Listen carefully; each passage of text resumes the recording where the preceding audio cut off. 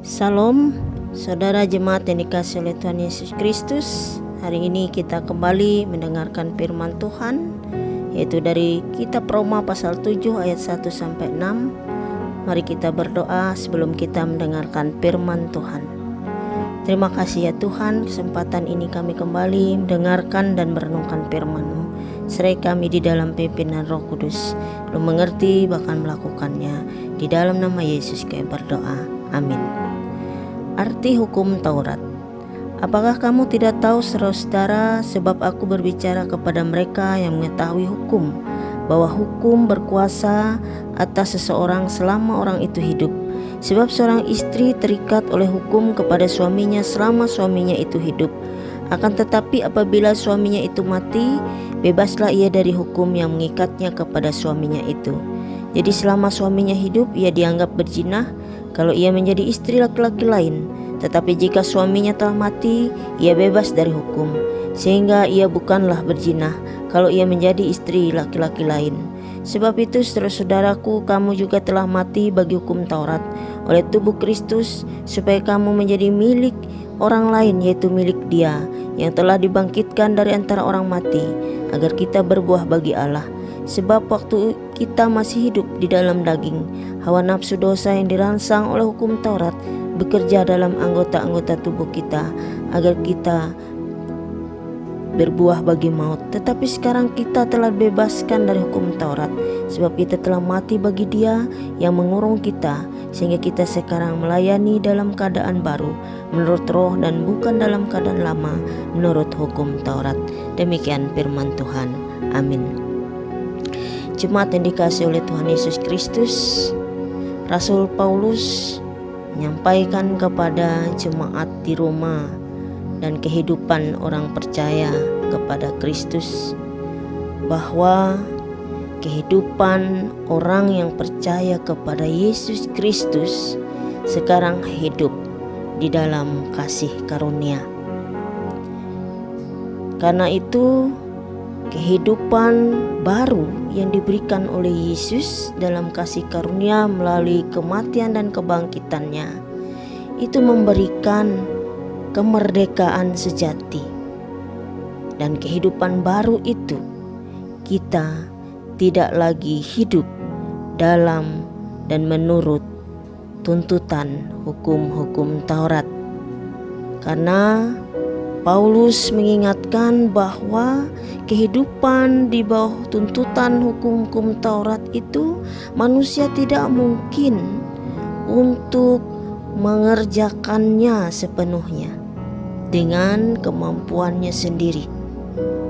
Menaati seluruh tuntutan hukum Taurat, manusia tidak mampu, bahkan ia akan menjadi gagal, sehingga itu akan mendatangkan dosa ketika ia tidak mampu mengerjakan sepenuhnya. Karena itu kita bersyukur melalui kedatangan Yesus Kristus yang telah berkorban untuk menebus dosa-dosa manusia. Karena manusia tidak sanggup menebus dan membayar dosa itu sendiri. Karena itu ia datang untuk memberikan kehidupan baru, kehidupan dalam anugerah keselamatan, di mana iman percaya kepada Yesus Kristus, di mana dengan kehidupan usaha sendiri untuk beroleh keselamatan, manusia tidak mampu, bahkan akan gagal. Karena itu sekarang kita telah ditebus melalui kematian kebangkitan Yesus, menjadi milik Yesus, dan tidak hidup lagi dalam tuntutan hukum-hukum Taurat, tapi hidup di dalam kasih karunia Tuhan, dan ia menjadi pemilik hidup kita.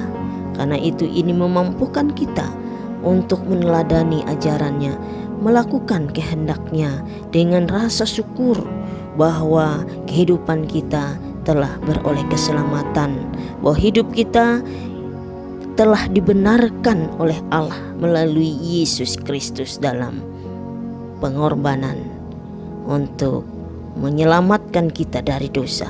Itulah kemerdekaan sejati, dan ini akan menolong memampukan kita untuk berbuah bagi nama Allah dan memampukan kita untuk melayani dengan motivasi yang murni dalam keberadaan hidup kita masing-masing, apapun profesi pekerjaan kita yang telah dipercayakan oleh Tuhan, sehingga kita yang telah dibenarkan hidup dalam kasih karunia untuk boleh menerima keselamatan, hidup kekal, dan melakukan kehendak Allah di dalam anugerah Tuhan Yesus.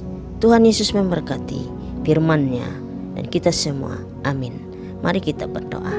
Terima kasih ya Tuhan, kami sudah mendengar dan merenungkan firman-Mu. Tolonglah kami untuk terus di dalam taat dan setia kami, di mana karena kasih karunia-Mu lah kami beroleh keselamatan melalui kasih Allah dalam Yesus Kristus yang telah menebus kami.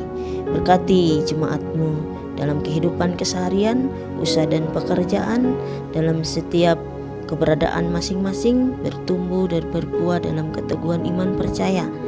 Berkati ya Tuhan juga gereja dan jemaat dalam mempersiapkan dan melaksanakan pelayanan era normal baru ini Tuhan, agar semuanya Tuhan sertai dan berkati, kuduskan dan sucikan, agar semua dalam perkenan Tuhan dan menjadi berkat. Demikian juga ya Tuhan bagi seluruh lapisan masyarakat bersama dengan pemerintah untuk bersama-sama mendukung di dalam memutus mata rantai COVID-19 ini. Biarlah Tuhan menyertai, Tuhan menolong dan Tuhan memberkati. Terima kasih Tuhan Yesus. Di dalam nama Yesus kami berdoa dan mengucap syukur. Amin.